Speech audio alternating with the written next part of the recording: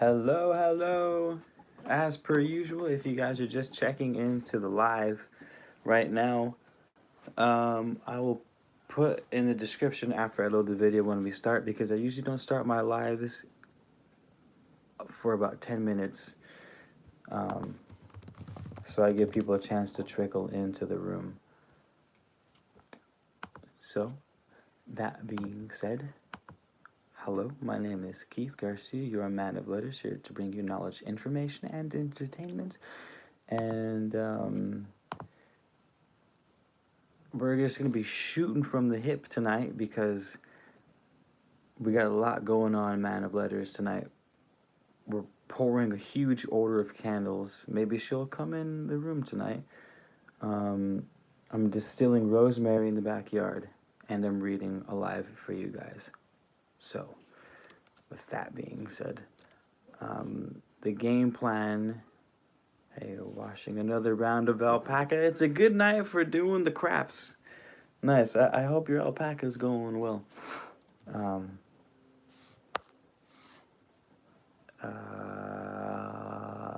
yeah, so this setup tonight. First of all, I'm gonna wait a couple minutes for some more people to get in. We already have 10 people in here. Maybe we'll start already. I'm gonna read about a chapter, and then I'm going to go check on the rosemary that we're distilling in the backyard. And then we're going to check on the candles that I'm pouring in the kitchen. I'm going to be up late tonight because I have a huge candle order. And I only have one pillar mold. And there's a bunch of pillars. So I can only make one candle at a time. So it's going to take me a while. So it's going to be a long night. I need to get...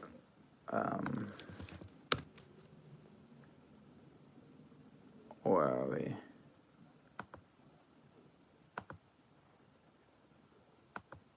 Quick. The Anunnaki are a group of deities. Quick. Sorry, guys. Give me 1 second. I need to silence something real quick. I know. Give me a second. I need to set up moderators. In the future, I'm going to set up moderators. In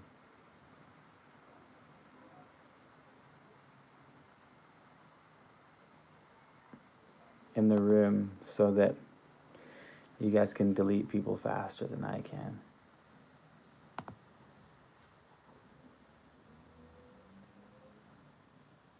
All right.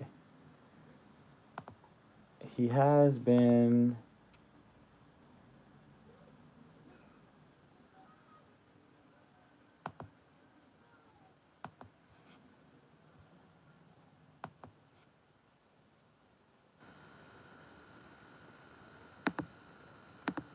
Cool.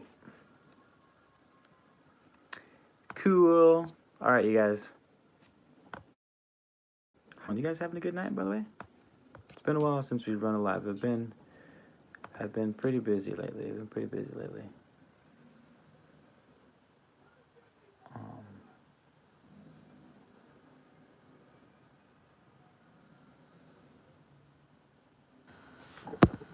Ooh, that's good to know, Salavi. I thought it was either a moderator or me that could block comments. So if you guys see comments like that pop up, feel free to help out with that. But yeah, what's cracking, you guys? Doing a reading of the Corpus Hermeticum. Okay, you guys mind if we start the reading at 9? Is that too long, or should I start before that? That's 5 minutes from now. That gives me time to sort of settle in.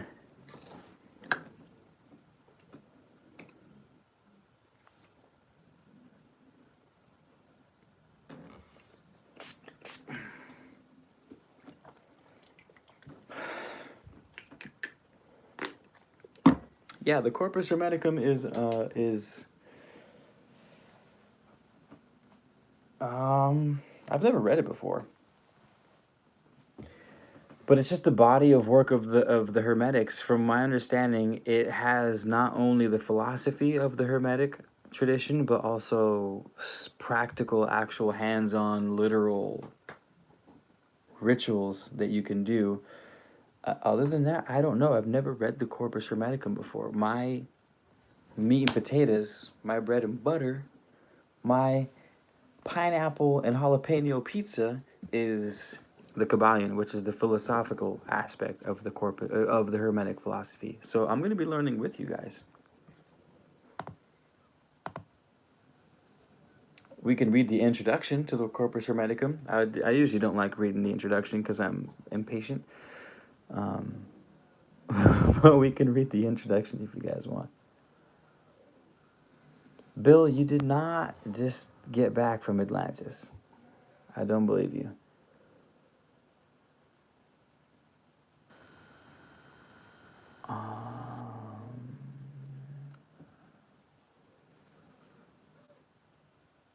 Neoplatonism, Christianity, Gnosticism, obvious connection to common king-like traditions, although each had its own answer to the major questions of the time. Byzantine times, the common bomb survived into the lands of the Medici's, ancient in the 15th century, Marsilio da Ficino. I could read the introduction if you guys want.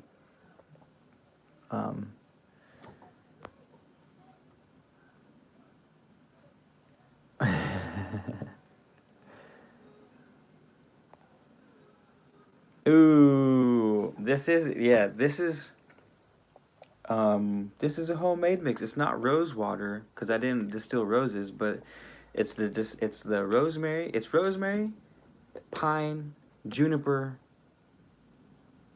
a citrus blend, like 4 different citrus fruits, and I think that's it. And it smells delightful. It smells absolutely. Oh. Oh. Okay. Okay, so where are we?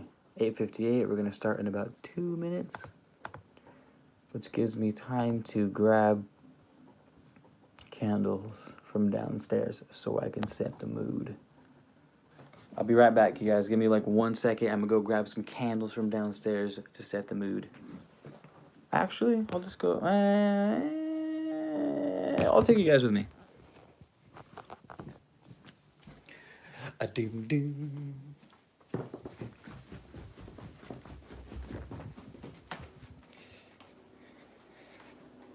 I got my candles setting at the moment. Little essential oils, cedar, lavender, melting the candles. Baby mama chilling on the couch.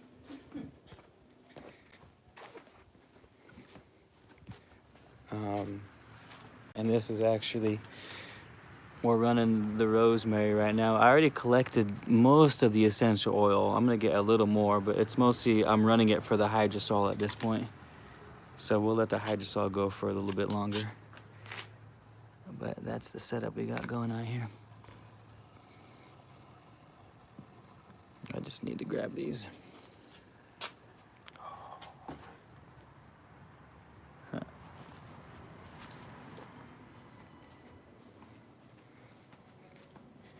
You watching Lord of the Rings? Yeah. What? Look at you watching Lord of the Rings. I want to catch up to you. Nice, good choice. I should do a live reading of the Lord of the Rings is what I should do.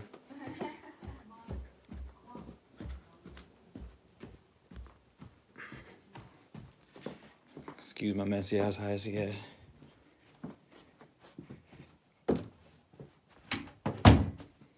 All right. Well,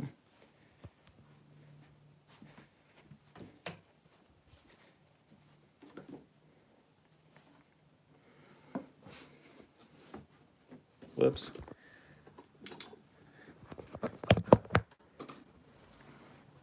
Okay, guys, we are going to start.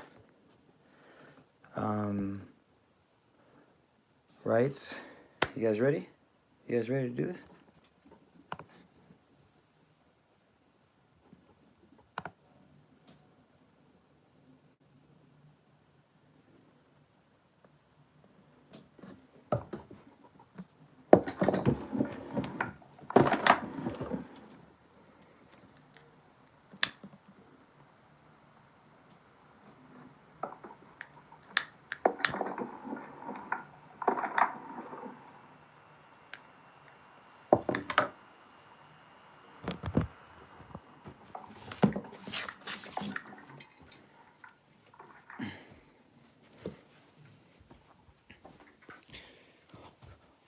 Oh, Mr. Frodo, Mr. Frodo.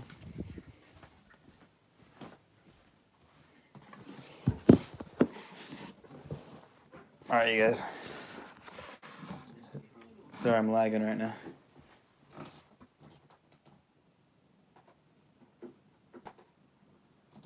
right, you guys.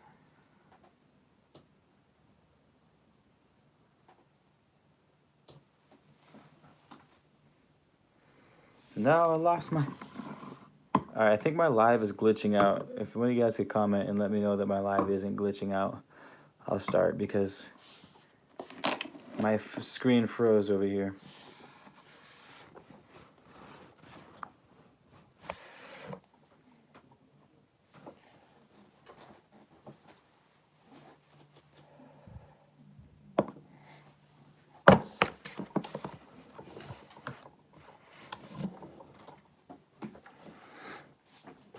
Okay, cool. Here we go. We're starting. Corpus Hermeticum, chapter 1.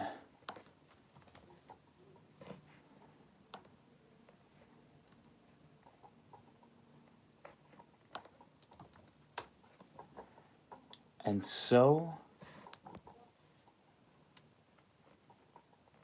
it was said.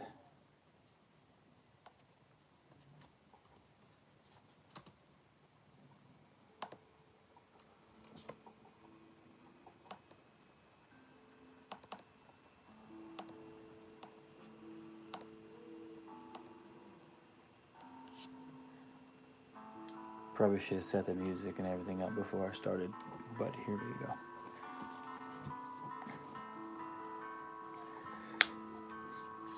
Poemandres, the shepherd of men.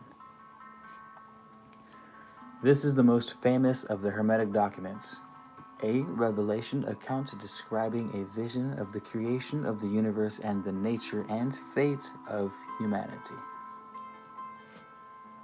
Authors from the Renaissance onward have been struck by the way in which its creation myth seems partly inspired by Genesis, partly reacting against it.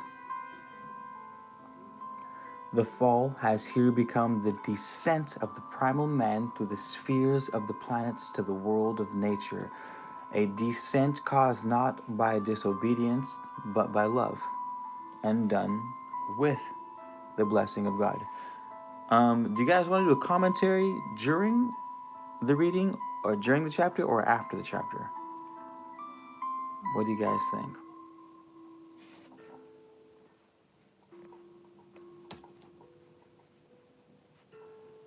Let me know your thoughts. I'll continue going.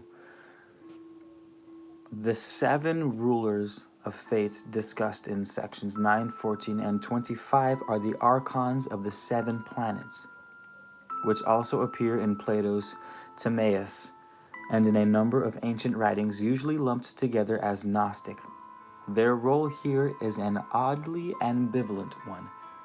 Powers of harmony who are nonetheless the sources of humanity's tendencies to evil.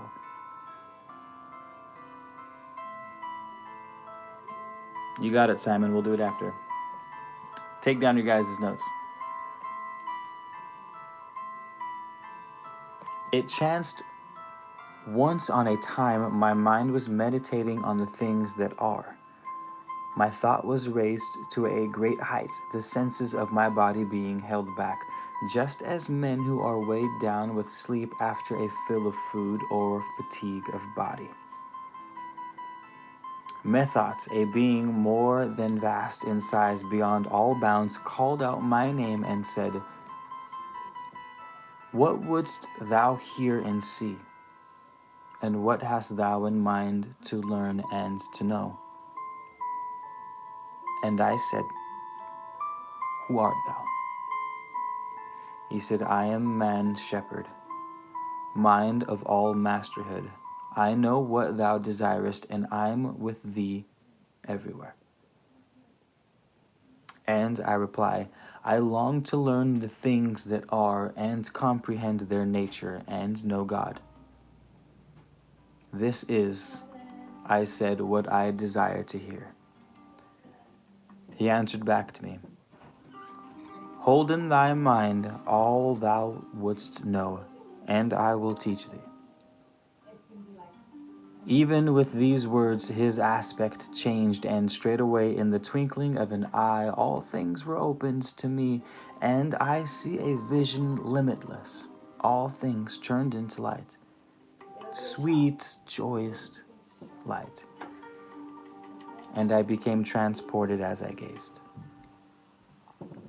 But in a little while darkness came settling down on part of it, awesome and gloomy, coiling in sinuous folds, so that methought it like unto a snake. And then the darkness changed into some sort of a moist nature, tossed about beyond all power of words, belching out smoke as from a fire, and groaning forth a wailing sound that beggars all description. And then the darkness changed into some sort of a moist nature. Whoops. After that, an outcry inarticulate came forth from it, as though it were a voice of fire. Thereon, out of the lights, a holy word, Logos, descended on that nature, and upwards to the height from the moist nature leaped forth pure fire. Light was it, swift and active too. The air too, being light, followed after the fire from out of the earth, and water rising up to fire, so that it seemed to hang therefrom. But earth and water stayed so mingled with each other that earth from water no one could discern. Yet were they moved to hear by reason of the Spirit word, which is the Logos, pervading them. Then saith to me the man shepherd, Didst thou understand this vision, what it means? No. That shall I know, said I. That light, he said, that light, he said, am I, thy God, mind prior to moist nature which appeared from darkness, the light word which is Logos that appeared from mind is Son of God. What then, say I? Know that what sees in thee and hears is the Lord's word, but mind is Father God. Not separate are they from one other, just in their union is it that life consists. Thanks be to thee, I said. This is already sounding awfully biblical, but it's a Gnostic text, which makes sense. We'll keep going. So understand the light, he answered, and make friends with it. And speaking thus, he gazed for long into my eyes, so that I trembled to look at him. But when he raised his head, I see in mind the light, now in powers no man could number, and cosmos grown beyond all bounds, and that the fire was compassed round about by a most mighty power. And when I saw these things, I understood by reason of man shepherd's word, But as I was in great astonishment, he said to me again, Thou didst behold in mind the archetypal form whose being is before beginning without end. So said to me the man shepherd, and I say, Whence then have nature's elements their being? Hold on, I gotta switch something real quick.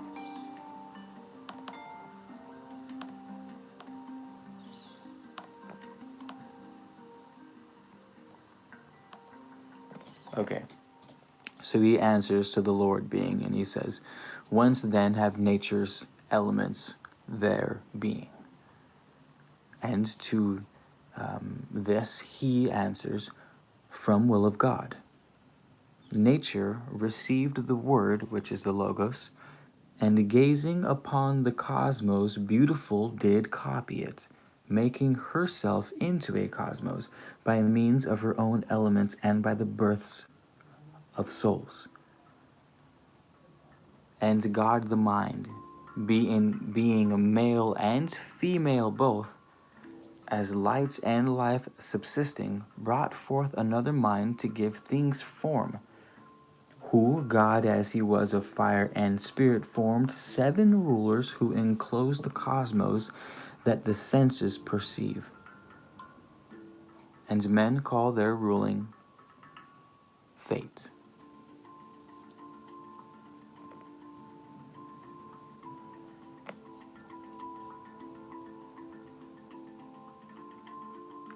Lost my spot.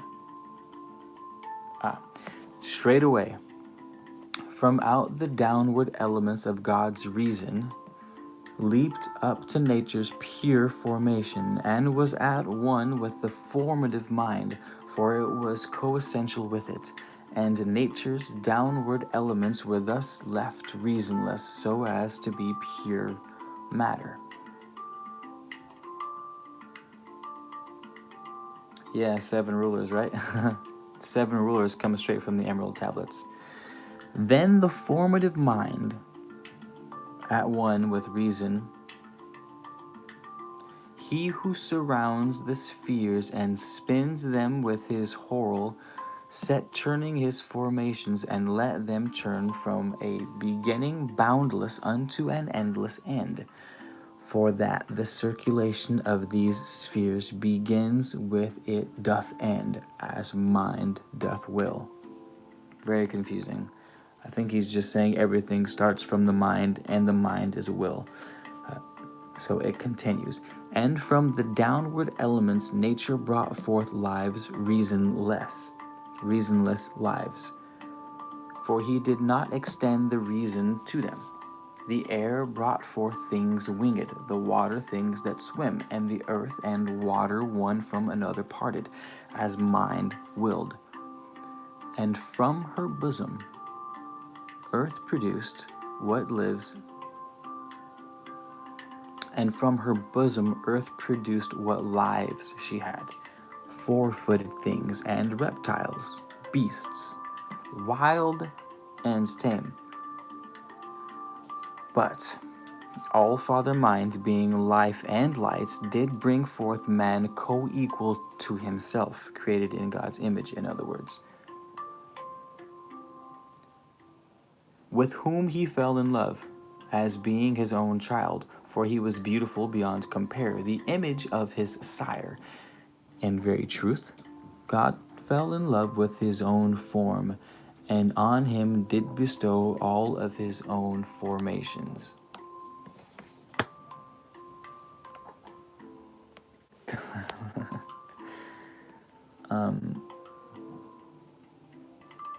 The Lord of the Rings is long. She's down there watching it right now. She just started the Fellowship of the Ring, so it's gonna be a long night. Okay, continuing on.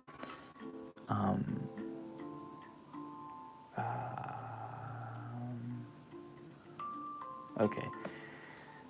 And when he gazed upon what the informer had created in the Father, man too wished to inform, and so assent was given him by the Father, changing his state to the formative sphere, and that he was to have his whole authority. He gazed upon his brother's creatures.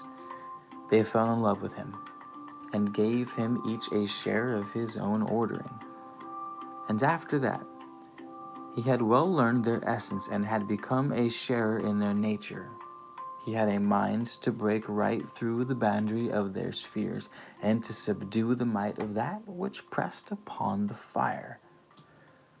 So, he who hath the whole authority over all the mortals in the cosmos and over its lives irrational, bent his face downwards through the harmony, breaking right through its strength, and showed to downward nature God's fair form.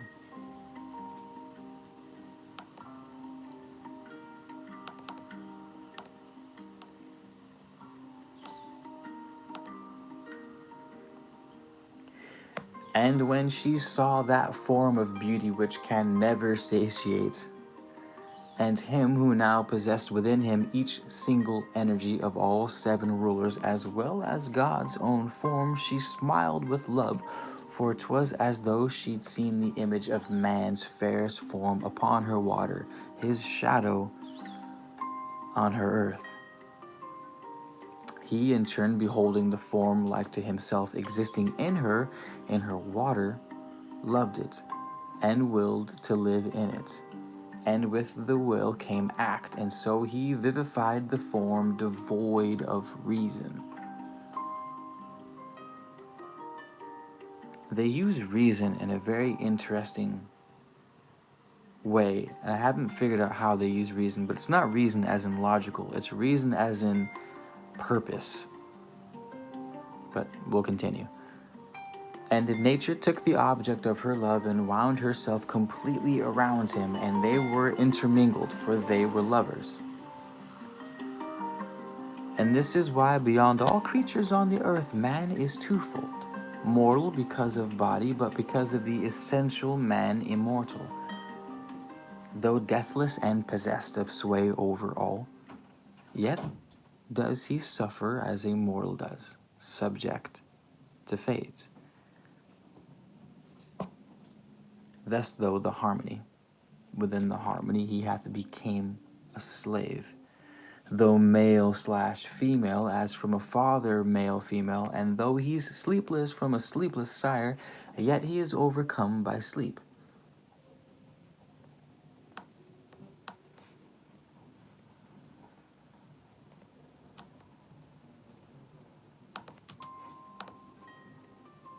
Keep losing my spot.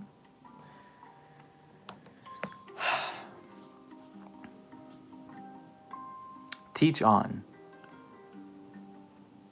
O mind of me, for I myself as well am amorous of the word, which is the logos. The shepherd said, who is the all in this case is what I'm picking up. This is the mystery kept hid until this day. Nature, embraced by man, brought forth a wonder, oh so wonderful. For as he had the nature of the concord of the seven, who, as I said to thee, were made of fire and spirit, nature delayed not, but immediately brought forth 7 men in correspondence with the natures of the 7, male/female, and moving in the air. Thereon I said, O shepherd, for now I'm filled with great desire and long to hear, do not run off. And the shepherd said, keep silence, for not as yet have I unrolled for thee the first discourse. Lo, I am still, I said. In such wise then as I have said, the generation of these 7 came to pass. Earth was a woman, her water filled with longing. Ripeness she took from fire, spirit from ether. Nature thus brought forth frames to suit the form of man. And man from light and and man from light and life changed into soul and mind. From life to soul, from light to mind. And thus continued all the sense world's parts until the period of their end and new beginnings. Now listen to the rest of the discourse, which thou dost long to hear. The period being ended, the bond that bound them all was loosened by God's will. For all the animals, being male and female at the same time with man, were loosed apart.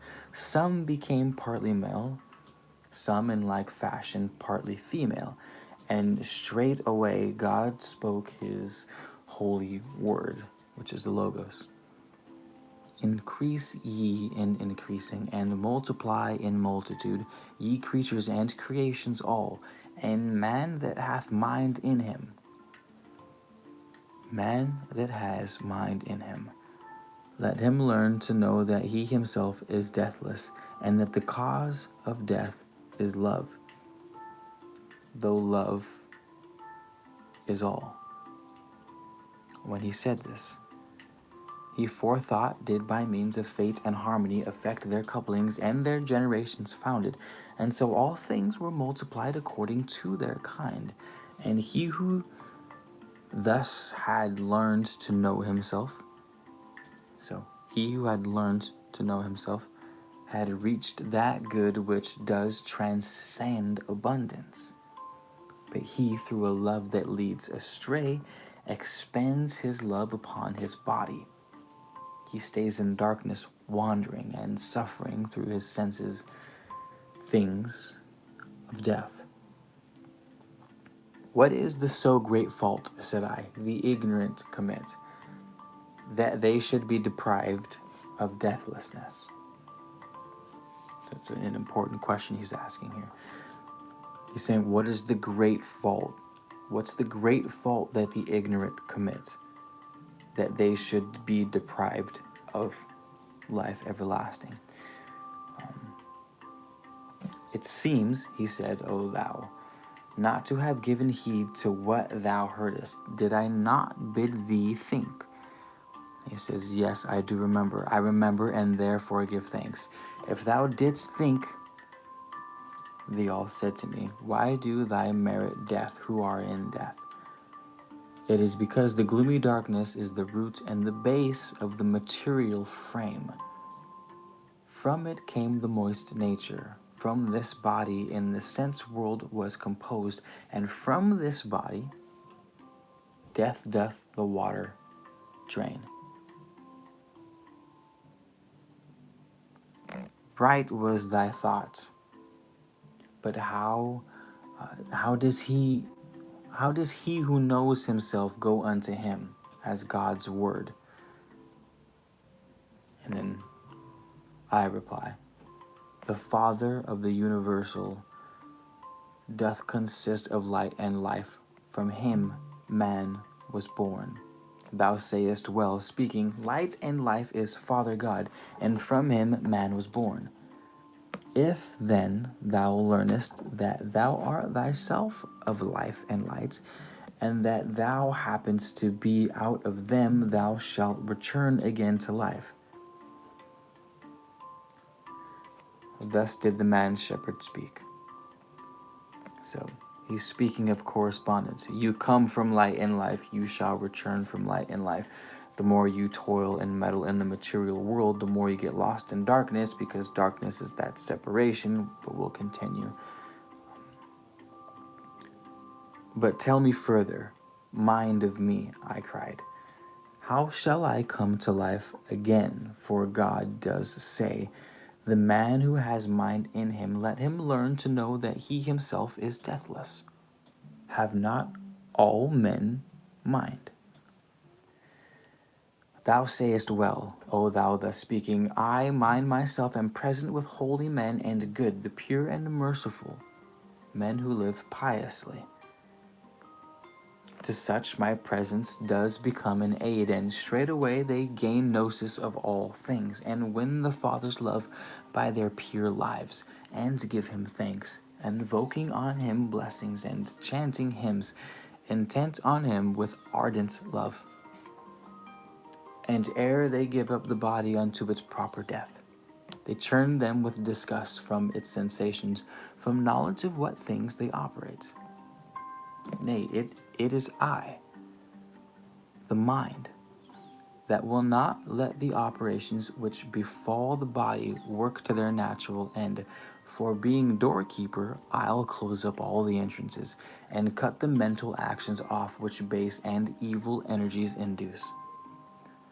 But to the mindless ones, the wicked and depraved, the envious and covetous, and those who mirrored do and love impiety, I am far off, yielding my place to the avenging demon, who sharpening the fire torments him, and adds fire to fire upon him, and rusheth upon him through his senses, thus rendering him readier for transgressions of the law, so that he meets with greater torment.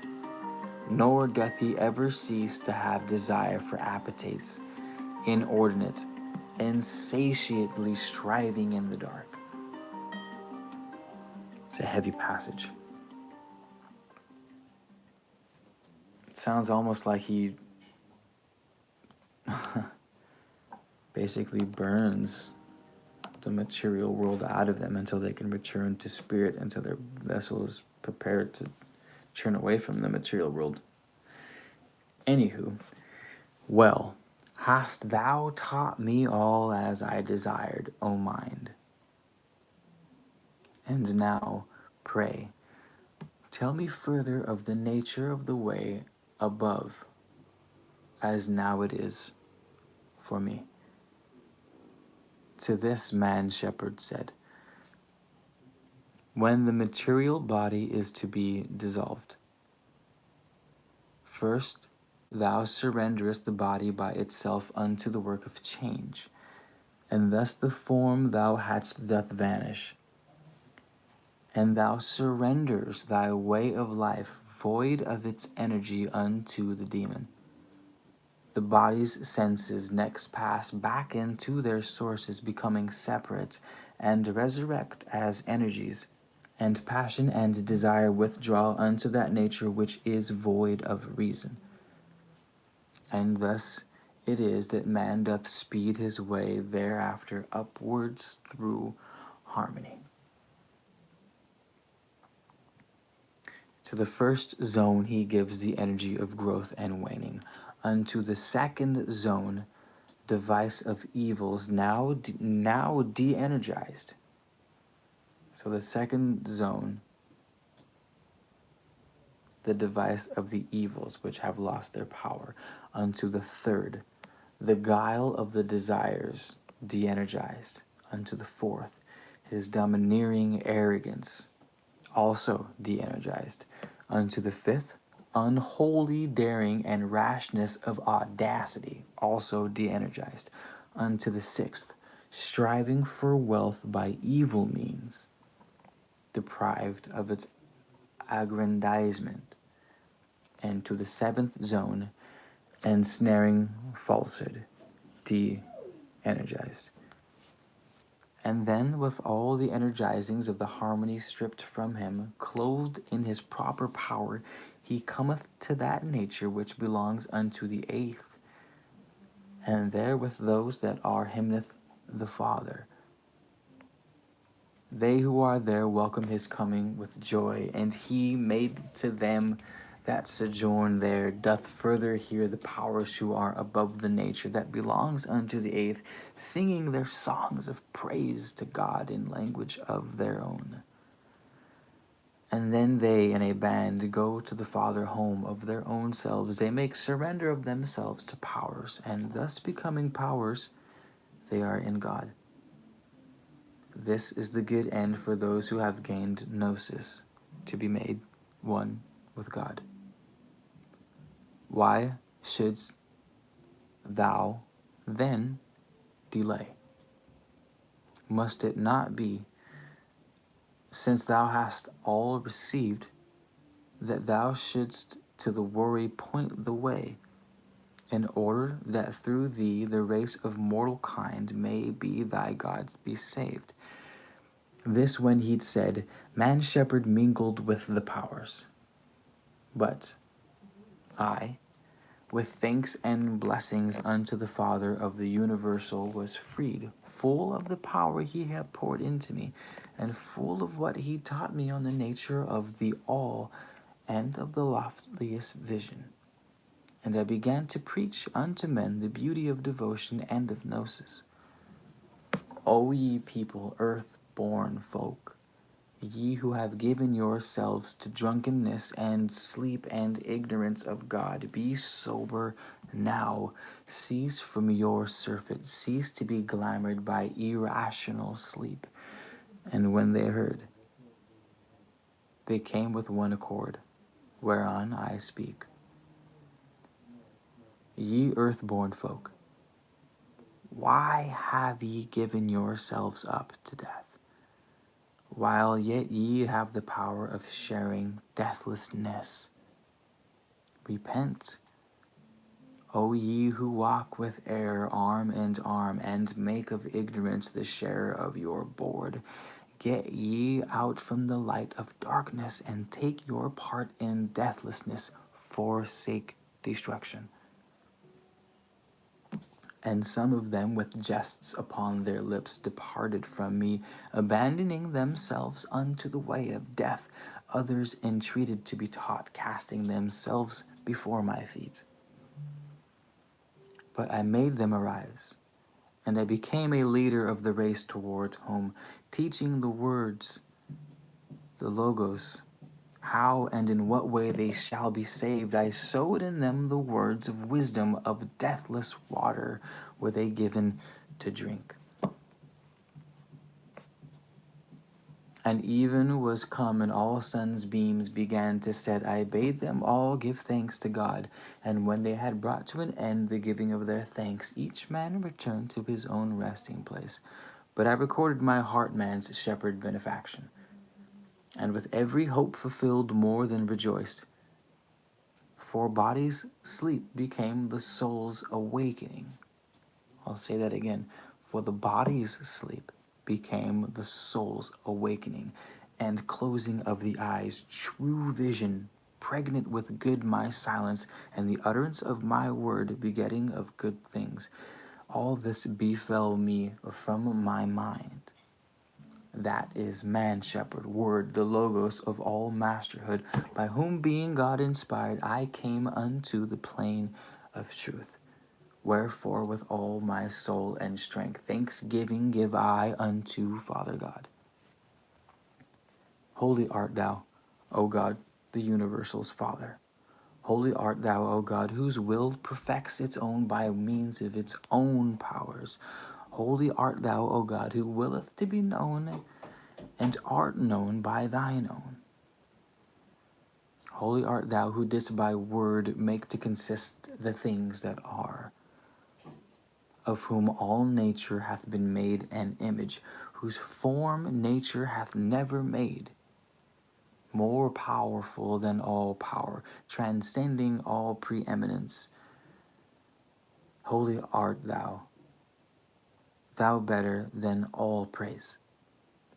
Accept my reasons, offering pure from soul and heart, for I stretched up to thee, O thou unutterable, unspeakable, whose name not but the silence can express. Give ear to me who pray, that I may never of gnosis fail. Gnosis which our common being's nature, and fill me with thy power, and with this grace of thine, that I may give the light to those in ignorance of the race, my brethren, and your sons. For this cause I believe, and I bear witness. I go to life and light. Blessed art thou, O Father. Thy man would wholly be as thou art holy, even as thou gave him thy full authority to be.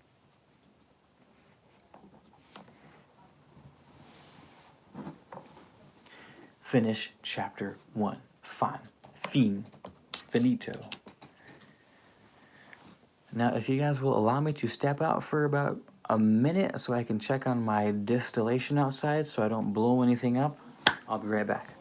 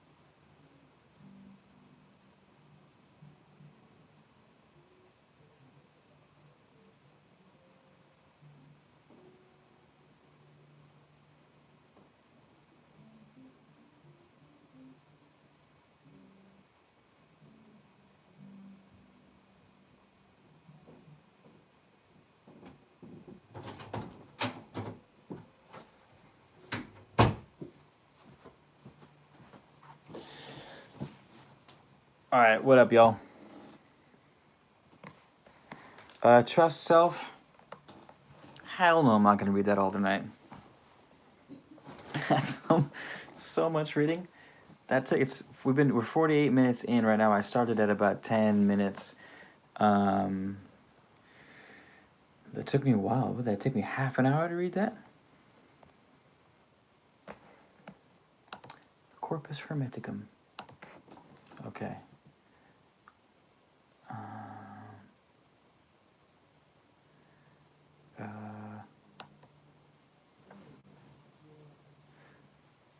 What's up, Nexus? Trust Self, Super D, Son of Earth and Sky, Simon Herbert, Keshia Junior. Who else is in here? Welcome, all you guys. Thanks for being here. Happy to see you guys. Switch off your devices. Nice to see you too, as per usual. Okay.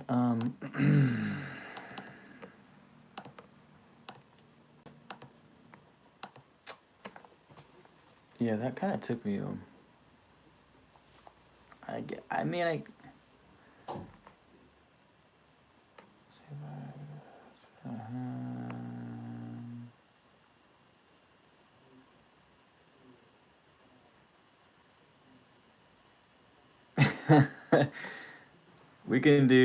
We can do another chapter, y'all.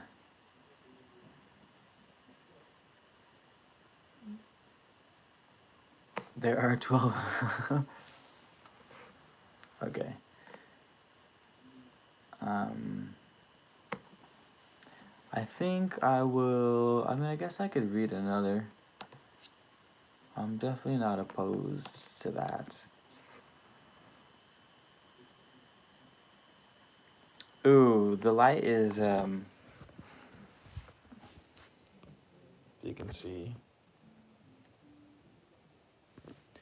I'm growing. I cut a bunch of lavender cuttings and replanted them so I can have a bunch of lavender plants. And what you guys are seeing is an LED light in the background.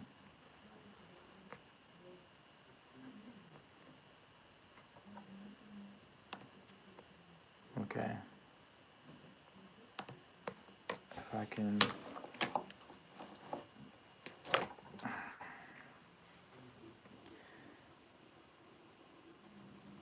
Oh yeah, what'd you guys pick up from that first chapter? There was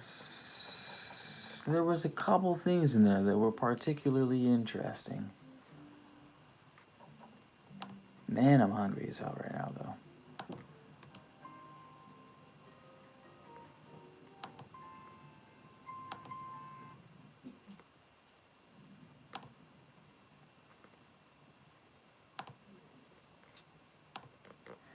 Anything noteworthy? Anything you guys wanted to talk about? There, see if there's anything that stood out to me actually. Um, Nothing necessarily.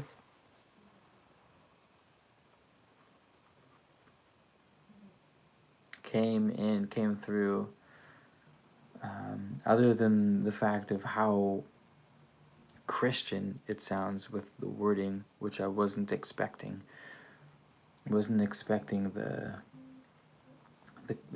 heavily Christian language.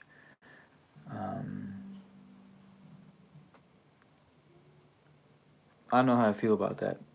I mean, it's a Gnostic text. So if you guys know what Gnostics are, Gnostics is tied to Christianity, but whereas Christianity preaches outward, like praise God, praise outward, the Gnostics seeks enlightenment by going within, from the self, enlightenment through the self, whereas Christianity is not enlightenment, but salvation through God and through Christ, whereas the Gnostics preaches salvation through the self. There's a whole bunch of other things, but that's like one of the main differences between the Gnostic teachings and traditional Christian teachings, or Judaic, or not Judaic, but what's the word?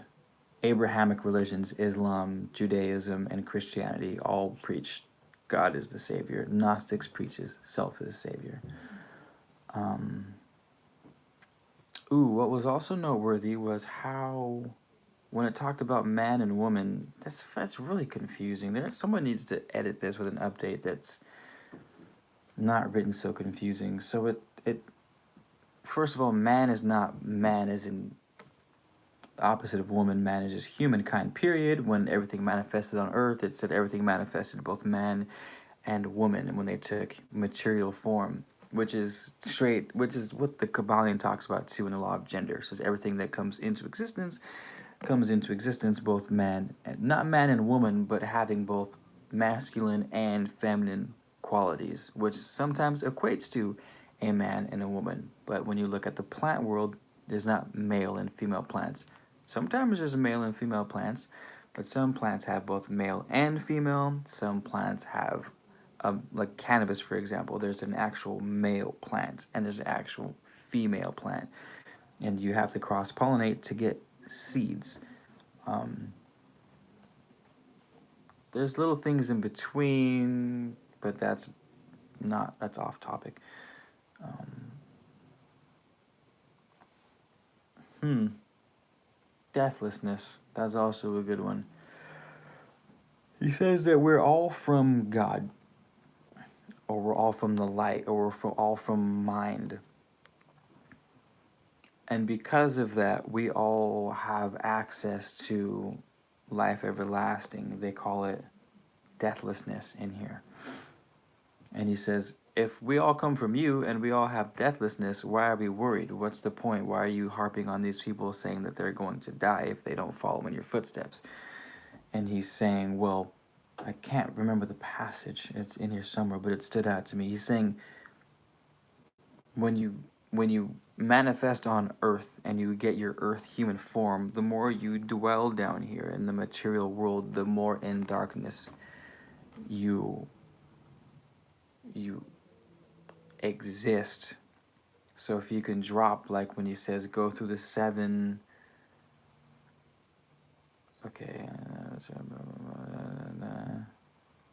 okay, then he says, how does man speed his way upwards through harmony? How does man drop the material world and get to, in other words, enlightenment? And there's the 7 steps, right? So and they're called zones. So the first zone, energy of growth and waning. Onto the second zone, divisive evils, and they're all de-energized, right? So the divisive evils de-energized.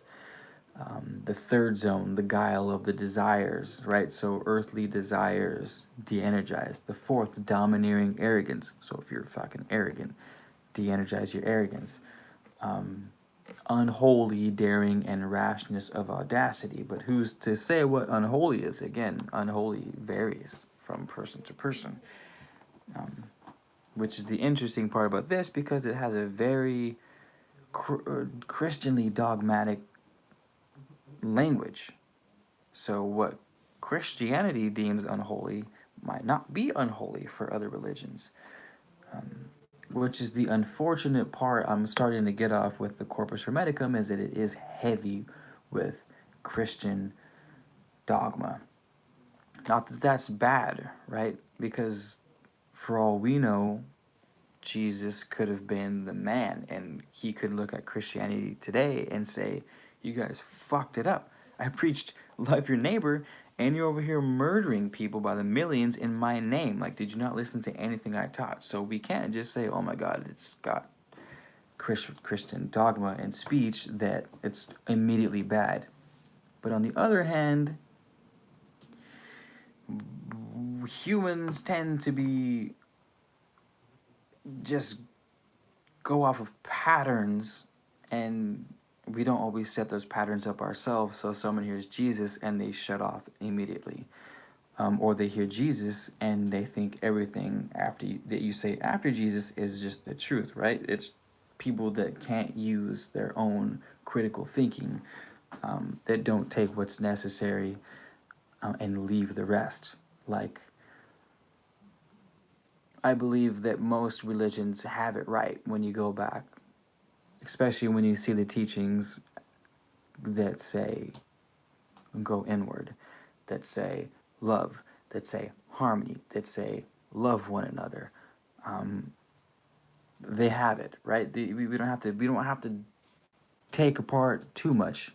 So if you study Hermetics, specifically the Kabbalion, and I've said this a bunch if you follow my channel for a while, strictly the Kabbalion, the 3 initiates wrote the Kabbalion in 1911. No one knows who the 3 initiates are. They don't say who they are, but in one of the opening chapters, they say, we try our best not to turn the Hermetic philosophy into a religion, because religions, for whatever reason, that's a different topic, for whatever reason, religions tend to turn into dogma.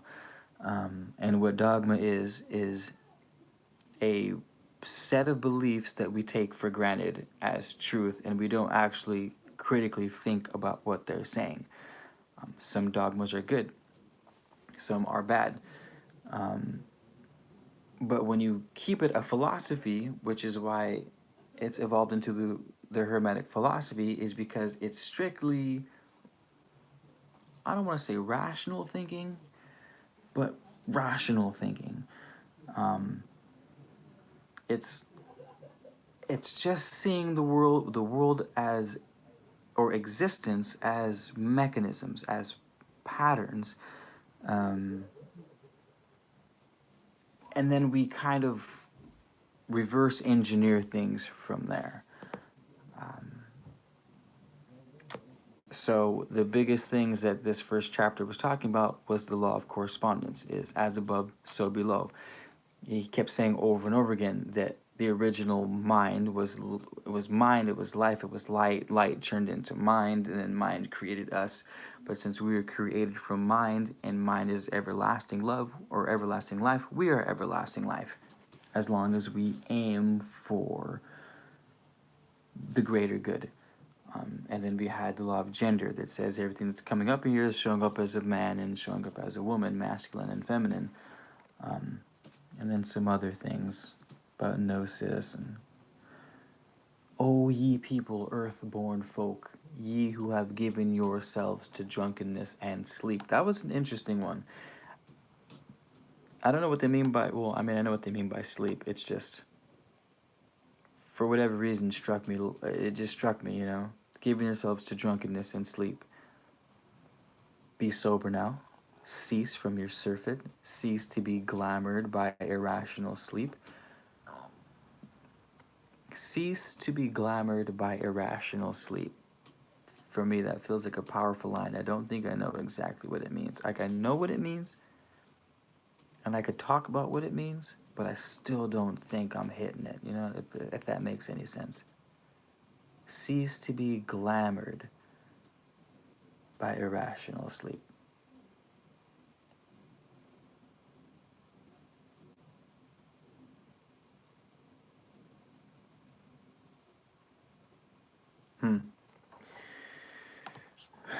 All right, you guys have been leaving a ton of comments, and I haven't been reading any of them. So, let's see if we can catch up.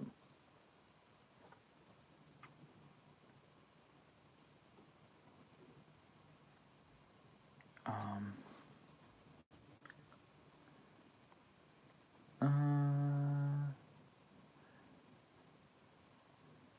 lucid dreaming. Cassia, I'm glad you're lucid dreaming practicing.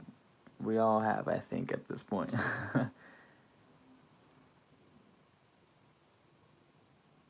Simon Herbert, I agree. I like the passage too. Zoroastrianism. I haven't looked into that, but I've heard that name quite a bit. Gives us uneven knowledge and stories to put lots of things linked to power the mind change. Deathlessness. I know I like that word too. Deathlessness.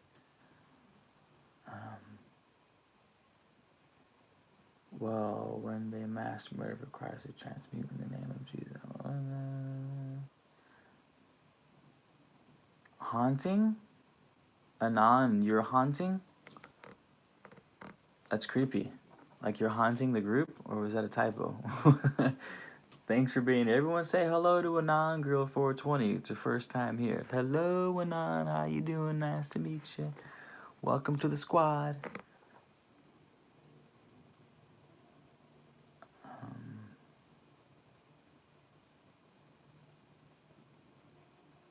Life is a lesson when you learn to grow. Bob Marley. Fuck.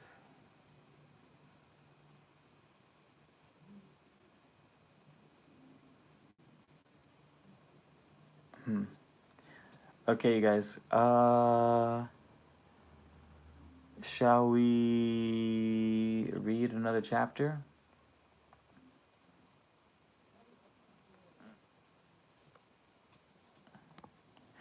I want my baby back, baby back. It's 9:55 here in lovely Santa Barbara, California. In about half an hour, I'm going to take another break. I'll take you guys with me this time. I have to pour some more candles and hook up my distiller to run another batch of rosemary tonight. So And if you want to hang out, you can hang out, and we'll kick up and we'll finish. We'll keep going afterward, but cool. So with that being said, we can.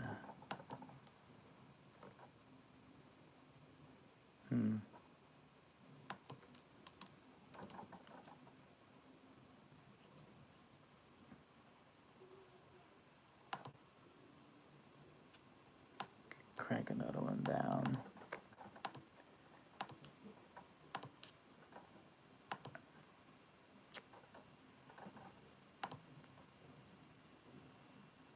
Sun, moon, and stars. What's up, AC? Turdy tree. Hello. Nice to see ya. All right, we're gonna kick off the next chapter, y'all.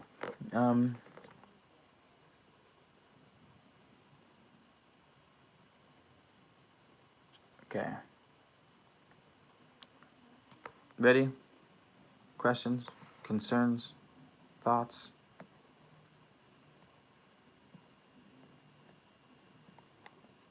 Ishtar, I didn't see you in here. How's it going?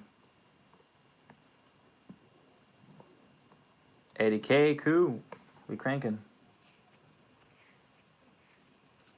Hello.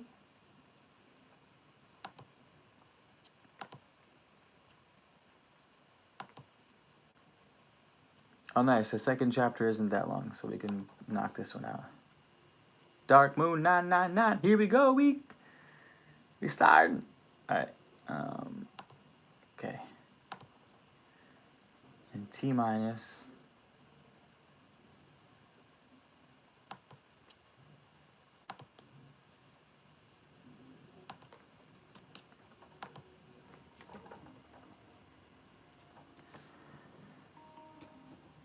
Chapter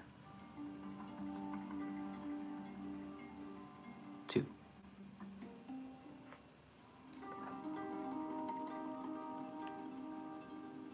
To Asclepius.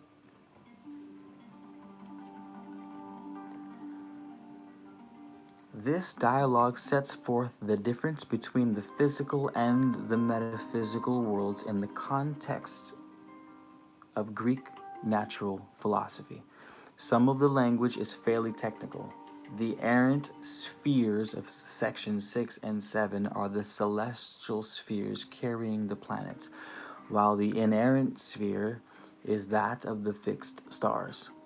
It's useful to keep in mind also that air and spirits are interchangeable concepts in Greek thought, and that the concept of the good has a range of implications which don't come across in the English word. One is that the good of any being in Greek thought was also that being's necessary goal. That's good to know. Okay, so when I'm reading this, it's basically saying we have two different things. We have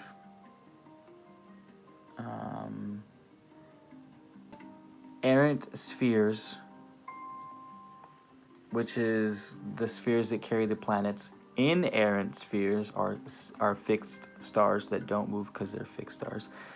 Air and spirit are interchangeable, and good doesn't mean good as in the opposite of bad. It could also mean your fate, and one's necessary goal. Okay.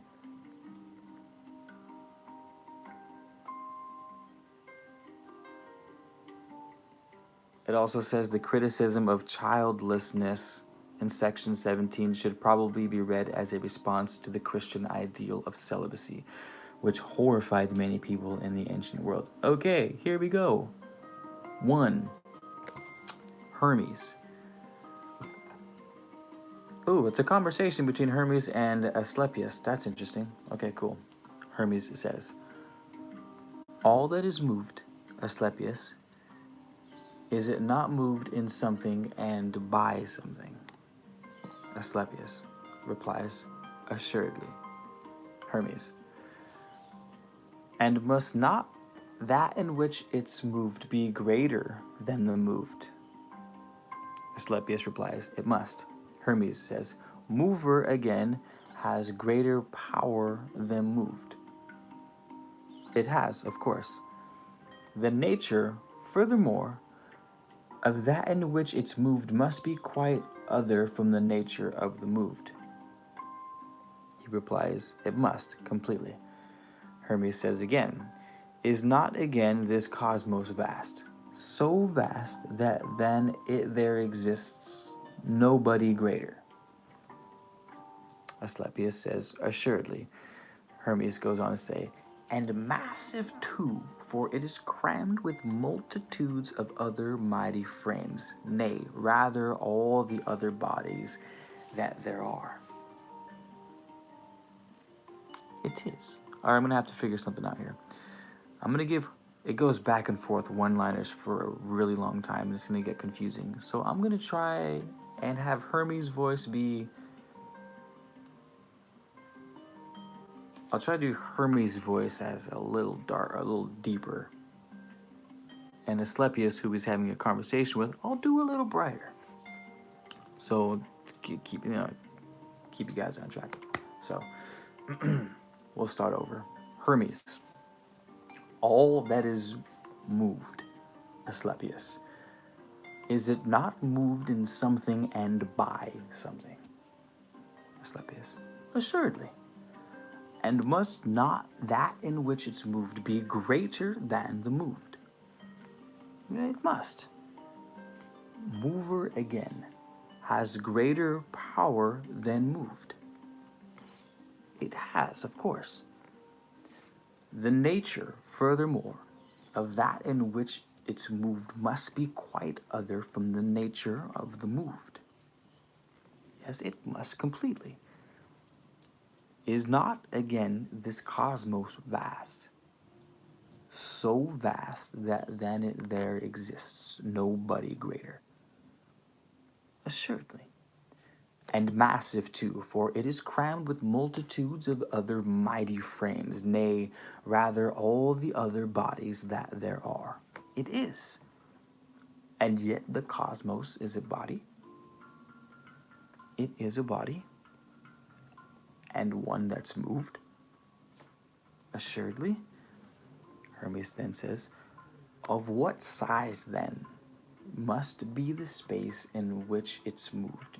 And of what kind must be the nature of that space? Must it not be far vaster than the cosmos, in order that it may be able to find room for its continued course, so that the moved may not be cramped for want of room and lose its motion? Something, thrice greatest one, it needs must be immensely vast. And of what nature must it not be, Asclepius? Of just the contrary, and is not contrary to body bodiless. Agreed. Space, then, is bodiless, but bodiless must either be some godlike thing or God himself. And by some godlike thing, I mean no more the generable, i.e. that which is generated, but the ingenerable. If then space be some godlike thing, it is substantial, but if 'tis God himself, it transcends substance. But it is to be thought of otherwise, and in this way. God is first thinkable for us, not for himself. For that the things that's thought doth fall beneath the thinker's sense, God then cannot be thinkable unto himself, and that he is thought of by himself as being nothing else but what he thinks. But he is something else for us, and so he is thought of by us. Ooh, that's really deep. If space is therefore to be thought, it should not then be thought as God but space. If God is also to be thought, he should not be conceived as space but as energy that can contain all space. Furthermore, all that is moved not in the moved, but in the stable. And that which moves another is, of course, stationary, for 'tis possible that it should move with it. How is it, then, that things down here, thrice greatest one, are moved with those that are already moved? For thou hast said the errant spheres were moved by the inerrant one.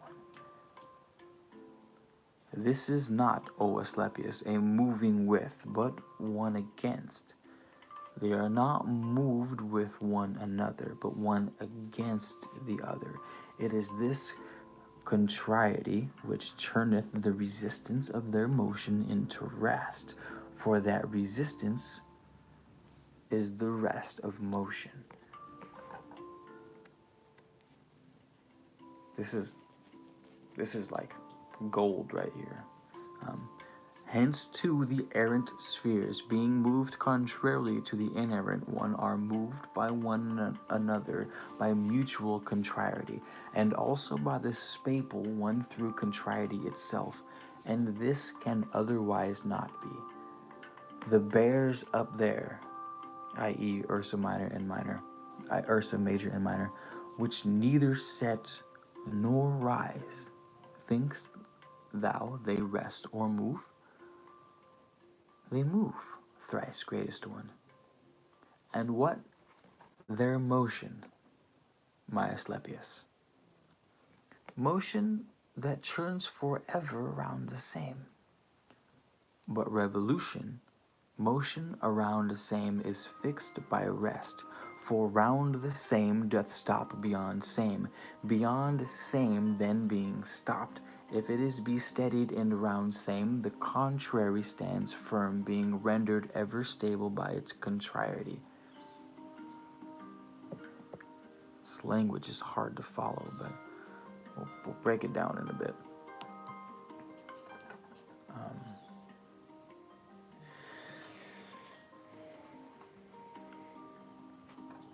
Of this I'll give thee here on earth an instance, which the eye can see. Regard the animals down here. A man, for instance, swimming. The water moves, yet the resistance of his hands and feet give him stability, so that he is not borne along with it, nor sunk thereby. Thou hast, thrice greatest one, adduced a most clear instance. All motion, then, is caused in station and by station. The motion, therefore, of the cosmos and of every other hylic, material or animal, will not be caused by things exterior to the cosmos, but by things interior to the exterior. Such things as soul or spirit or some such other thing incorporeal. 'Tis not the body that doth move the living thing in it. Nay, not even the whole body of the universe. Body even though there be life. Body even though there be no life in it. What meanest thou by this, thrice greatest one? Is it not bodies then that move the stock and stone and all other things inanimate? By no means, O Asclepius. The something in the body, that which moves the thing inanimate, this surely is not a body, for that it moves the two of them, both the body of the lifter and the lifted, so that a thing that's lifeless will not move a lifeless thing. That which doth move another thing is animate, in that it is the mover. Thou seest then how heavy laden is the soul, for it alone doth lift two bodies. That things moreover moved are moved in something as well as moved by something is clear. Yes, O thrice greatest one, things moved must needs be moved in something void. Thou sayest well, O my Asclepius, for not of things that are is void. Alone the is not is void, and stranger to substance. For that which is subsistent can never change the void. Are there then, O thrice greatest one, no such things as an empty cask? For instance, an empty jar, a cup in vats, and other things like unto them? Alack, Asclepius, for thy far wandering from truth. Thinkest thou that things most full and most replete are void? How meanest thou, thrice greatest one? What do you mean? Is air, is not air body? It is. And doth this body not pervade all things, and so pervade? Remember, air and spirit are the same things to the Greeks. So when Hermes says is not air body, he's saying is not spirit body. So he said, Asclepius says it is, and Hermes says, and doth this body not pervade all things, and so pervading fill them? And body, doth body not consist from blending of the four elements? Full then of air are all thou'st calling void, and if of air, then of the four. Further, of this the converse follows, that all thou callest full are void of air, for that they have their space filled with other bodies, and therefore are not able to receive the air therein. These then, which thou dost say are void, they should be hollow named, not void, for they not only are, but they are full of air and spirit. Thy argument, thrice greatest one, is not to be gainsaid. Air is body. Further, it is this body which doth pervade all things, and so pervading fill them. What are we then to call that space in which the all doth move? The bodiless, Asclepius. What then is bodiless?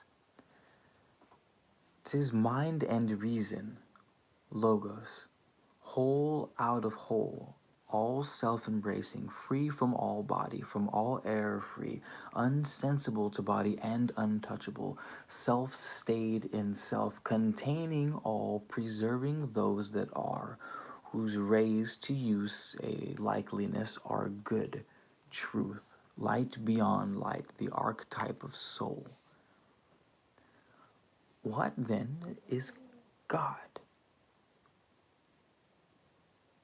Not any one of these is he, for he it is that causeth them to be, both all and each and everything of all that are, nor hath he left a thing beside that is not, but they are all from things that are, and not from things that are not, for that the things that are not have naturally no power of being anything, but naturally have the power of the inability to be, and conversely, the things that are have not the nature of sometime not being.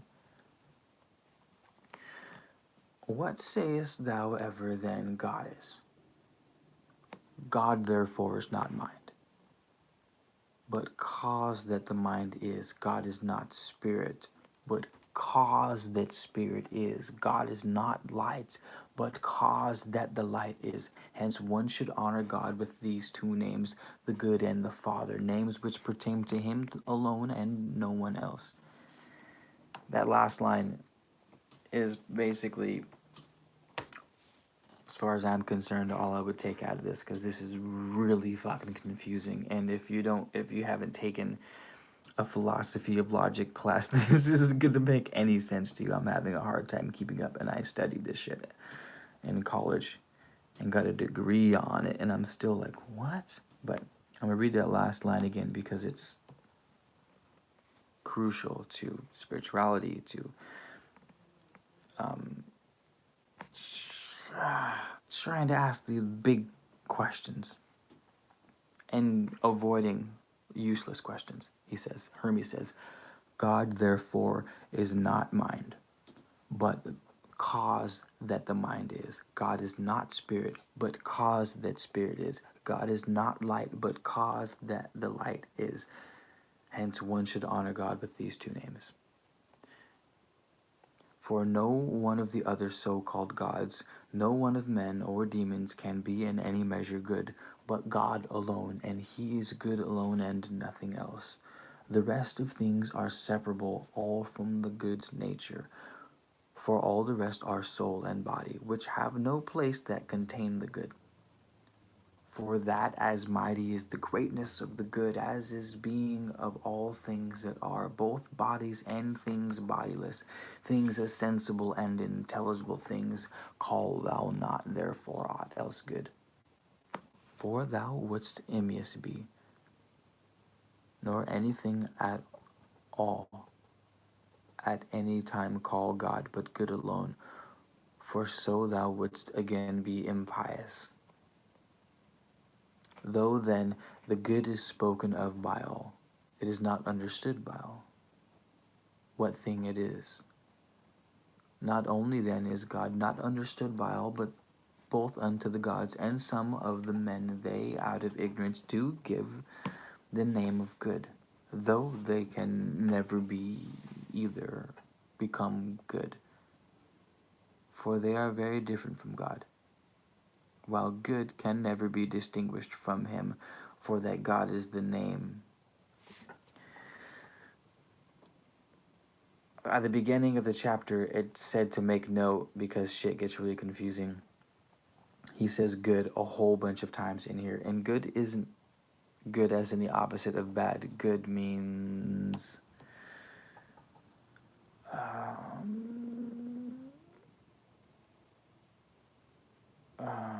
the concept of the good has a range of implications which don't come across in the English word, which is why it's super confusing. One is that the good of any being in Greek thought was also that being's necessary goal. A being's necessary goal is almost like saying someone's fate. So good and fate are interchangeable, which gets kind of confusing.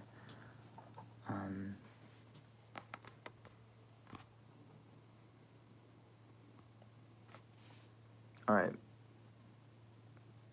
I'm gonna make it through this. This is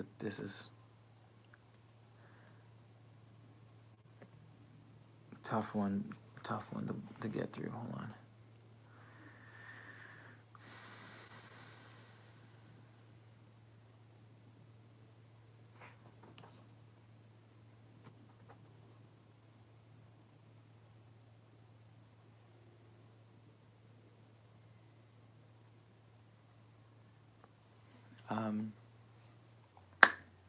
Okay.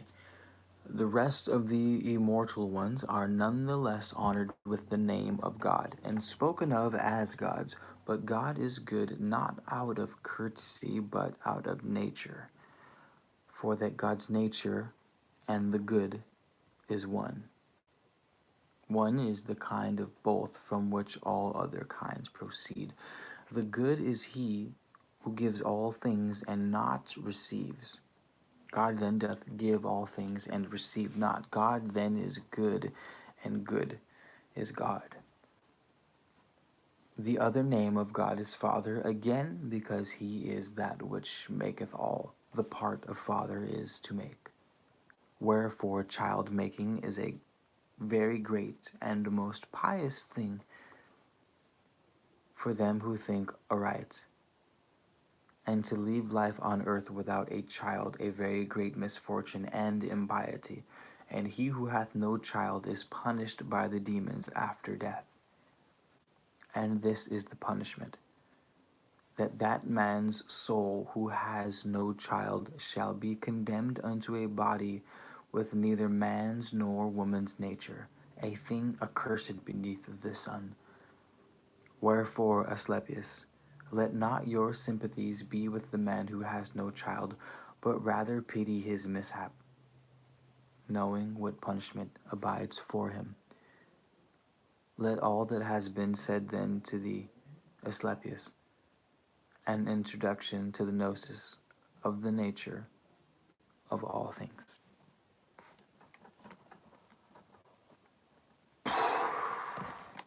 End of chapter 2.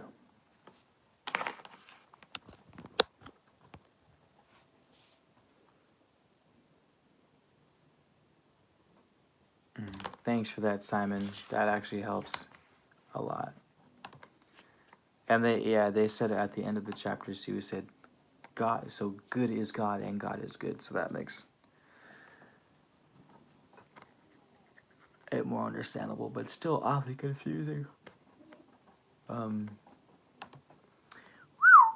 So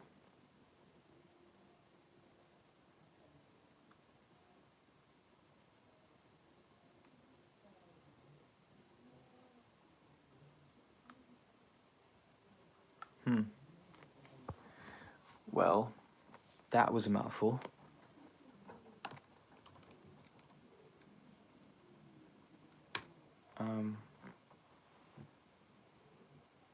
Oh my God, it's 10:20.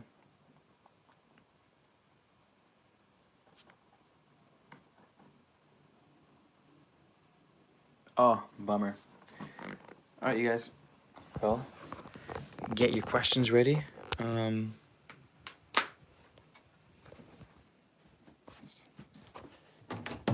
gonna take a little something.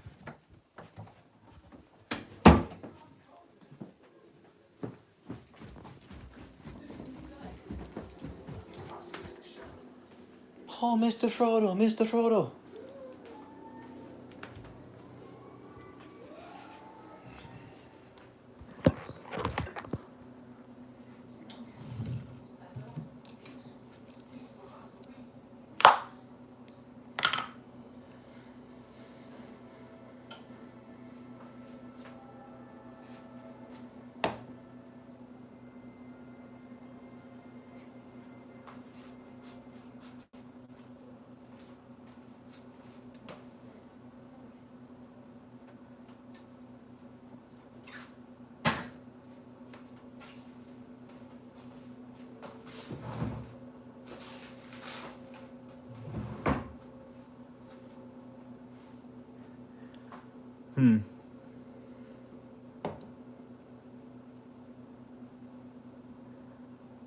I seem to have misplaced my scissors.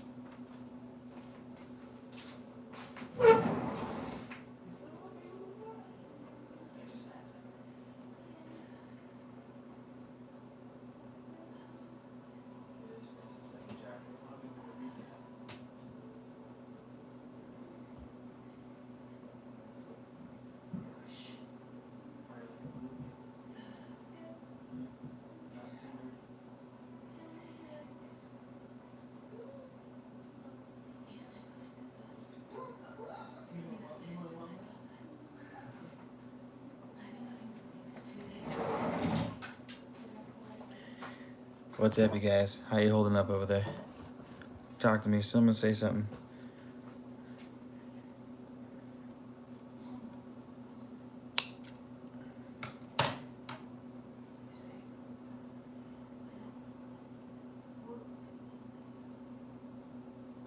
Take it easy, Simon. Thanks for joining us tonight. It's been a good one.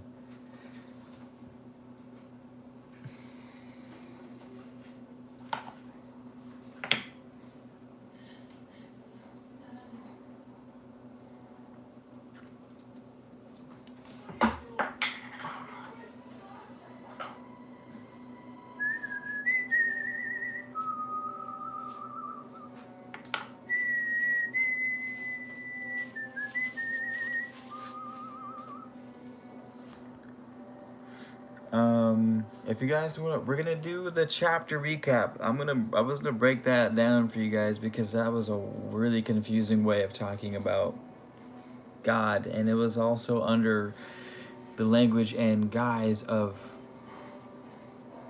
Greek / early Christian Gnostic text, and that shit is really hard to understand. I have a much easy, maybe it might not be much easier way of just figuring that out, but much better to wrap your way to wrap your guys' heads around it.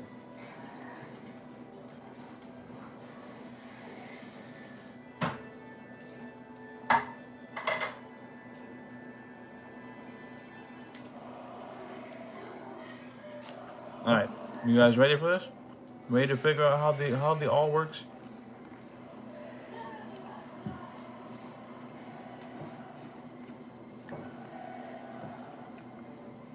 Um,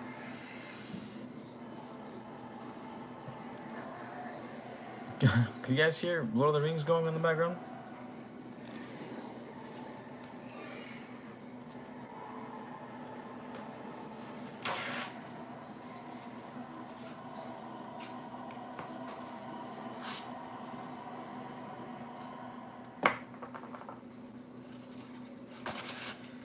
The all is what I'm doing right now. I'm making candles because I have to make a ton of pillar candles to go out tomorrow. Got like 5, I think, 2 orders. Yeah, I'm making candles and distilling all rosemary oil out in the backyard.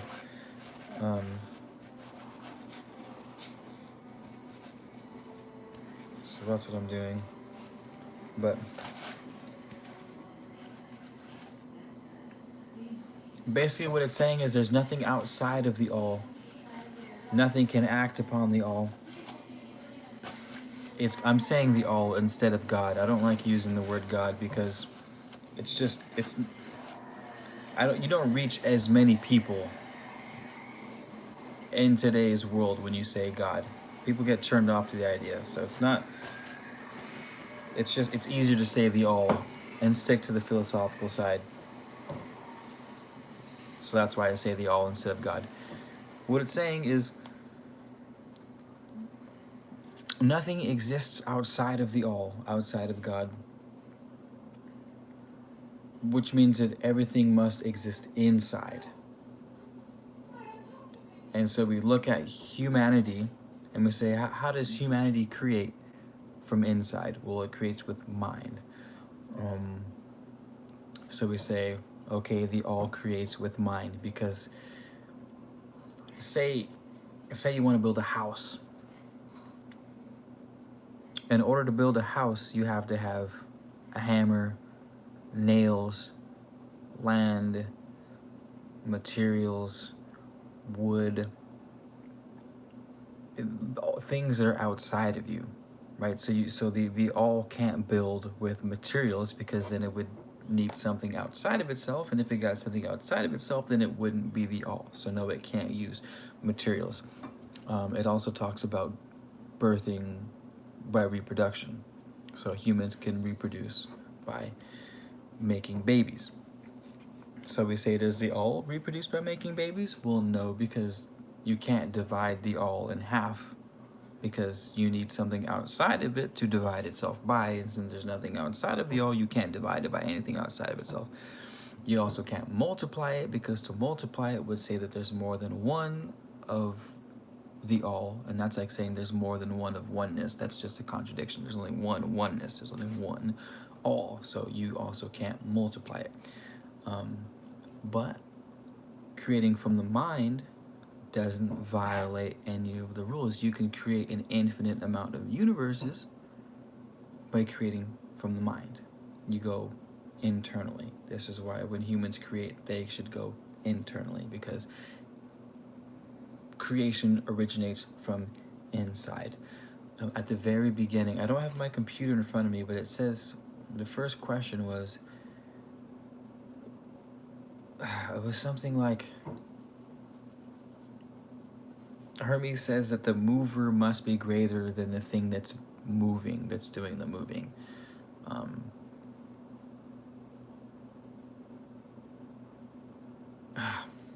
I can't remember what it says verbatim, but there's just a chain of events. There's a cause and effect. That's the Hermetic philosophy, is the law of cause and effect, that for every effect there's a cause, for every cause there's an effect.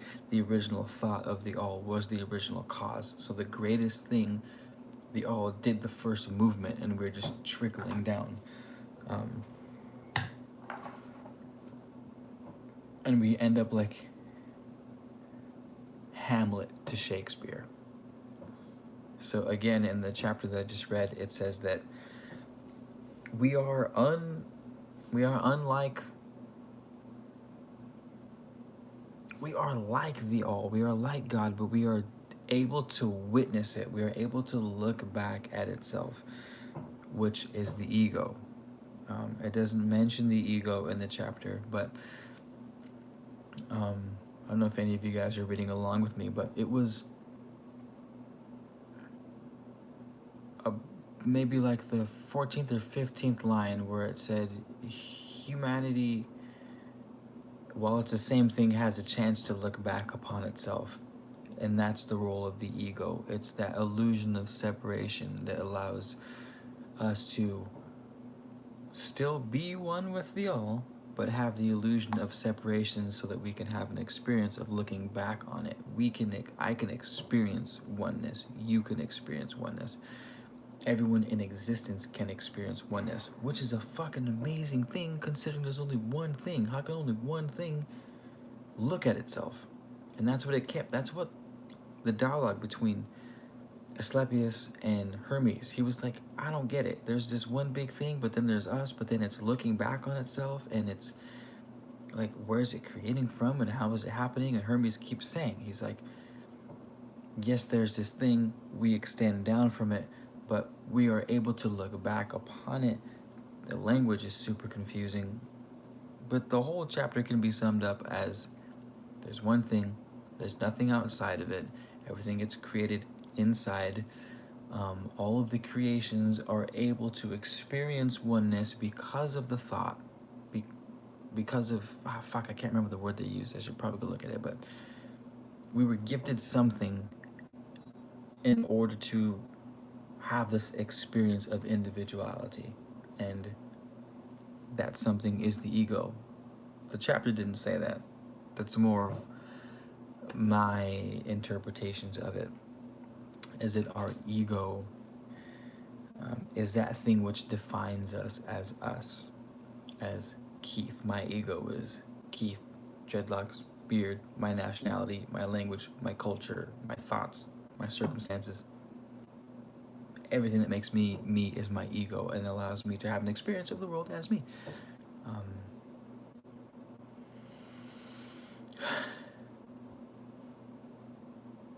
Yeah.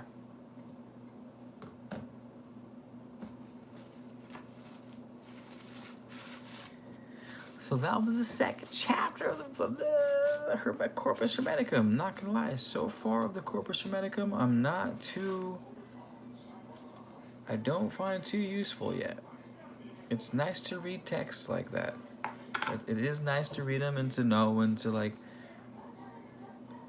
for the pure brain exercise and intellectual exercise to figure out what the fuck they're talking about is good.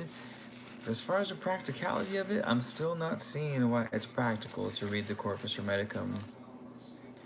Because while it does have tons of read between the lines and tons of like hidden gems, the Hermetic philosophy, the Kabbalion that I talk about all the fucking time, is the reading between the lines made no longer reading between the lines, but reading the actual lines so that you don't have to destroy yourself and go crazy over what the hell they're talking about. Which is nice, which is convenient. So, that being said, I'm still totally down to continue reading the Corpus Hermeticum. I'm done reading it for the night because I'm tired as hell and I have more stuff to do. Cindy Trace Fours says hello from Holland. Good morning. Morning, Cindy 444. It's first time seeing you in here. Nice to meet you. I hope you had a good night's sleep.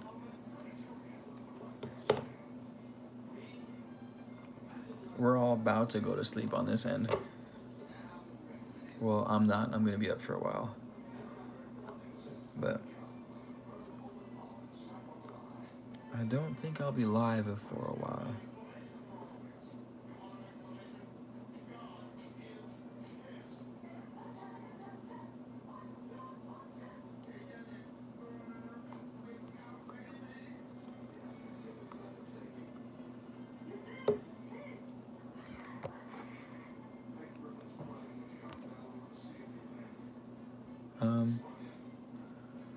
Yeah, so I think you might have missed it. You guys good? Anything?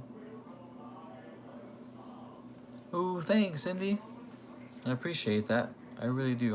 Whenever you guys share the videos and um, anything, comment on them. Whenever you guys do anything with the videos, it really helps me out. YouTube kicks up my algorithm. So thank you guys. I really appreciate it.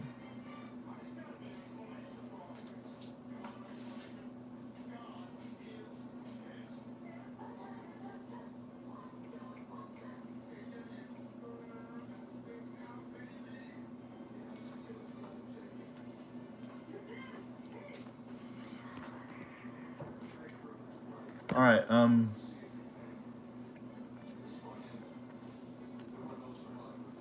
Thank you guys for being here. I really appreciate it. Any announcements? If anyone's still here, I still have my solar eclipse that's coming up next week.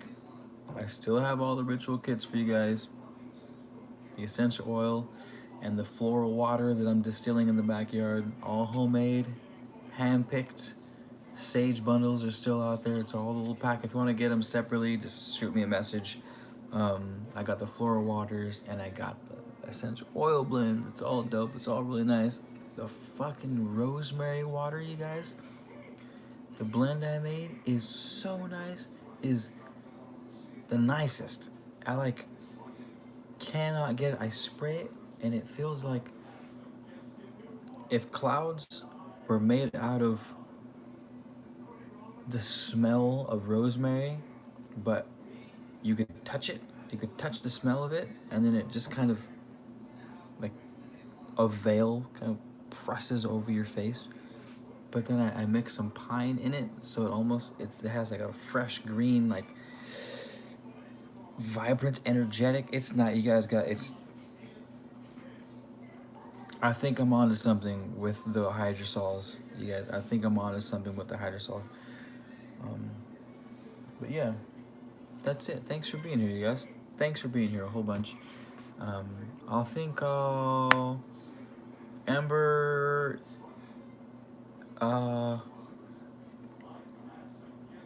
my Etsy. Do you have a link to my Etsy? How could we do this? Shoot me an email right now because I don't have the hydrosols sold separately on my Etsy. The hydrosol comes with the sage bundle and the essential oils, but I'm more than happy to do them individually. So message me on Etsy or on YouTube or on Instagram if you have my Instagram, which is Man of Letters Official. My email is keithgarcia808 at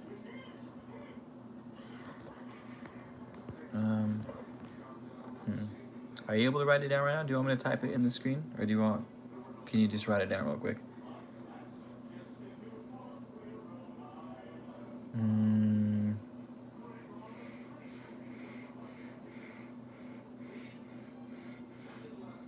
And the Lucid Dreaming Spagyrics are on sale right now, you guys, until the end of the month. They're on sale. I think I set them for 25% off. All right, you ready, Amber? It's Keith Garcia, Keyth, Keith with a Y, Keyth, Garcia 808 at gmail.com. My Instagram is Man of Letters Official. You can message me on either one of those things. Man of Letters Co. is my Etsy shop, but just email me and I'll send you the link. And just tell me what you want, and I'll set you up like a little custom order of whatever the hell you want. Yeah. As long as your order of candles isn't too big, I should be able to get that out tomorrow too, if you can get that into me fast enough. But dang, Tobago. That means a lot, man. That means a lot. I really appreciate that. I really appreciate that. Shout out from California in the U.S., where we are loving the love. So unless you guys have any more questions for me, I think I'll be checking out in the next like 60 seconds or so.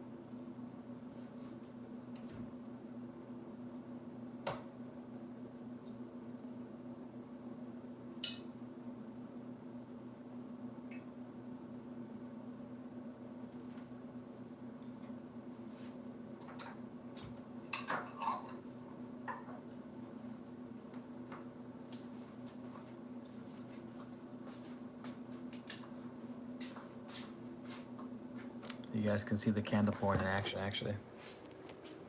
Check it out. Wow.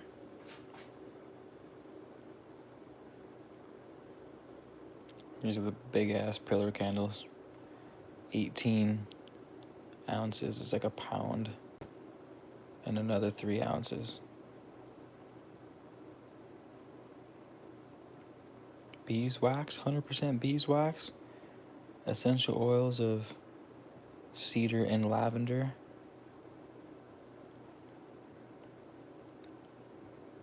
Shimon, and we're almost there. Cool.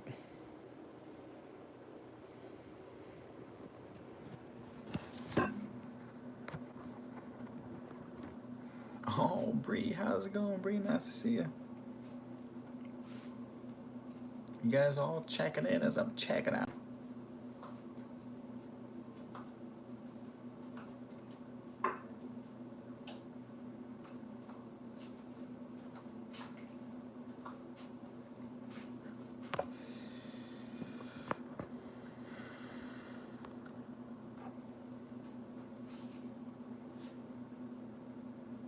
I'm doing well, Bree. Thanks. Nice to see you too. We're pretty much done for the night. I think I'm waiting for like any post-night questions or anything like that, but I think we're good. I think I'm also making candles right now, so I'm gonna be up for a while.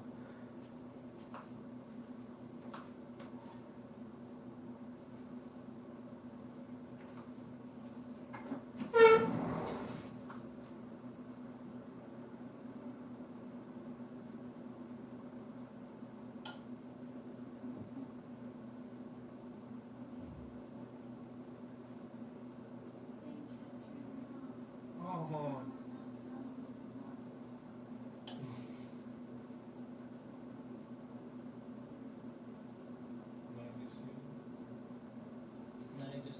Snooze master. Snooze master.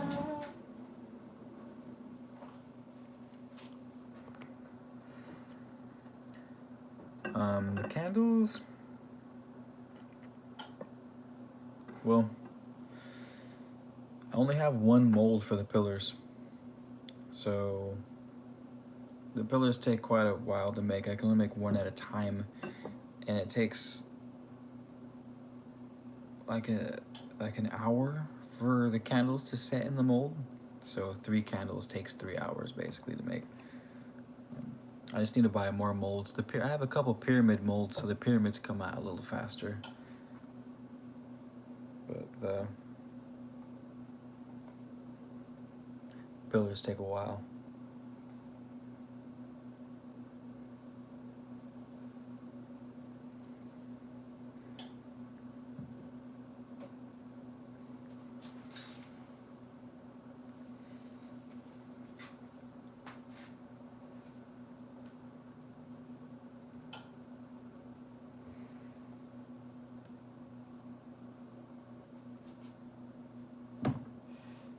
Fuck.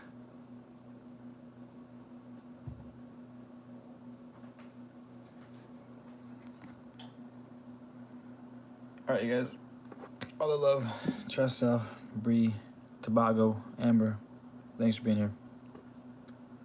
Hit me up if you have any questions.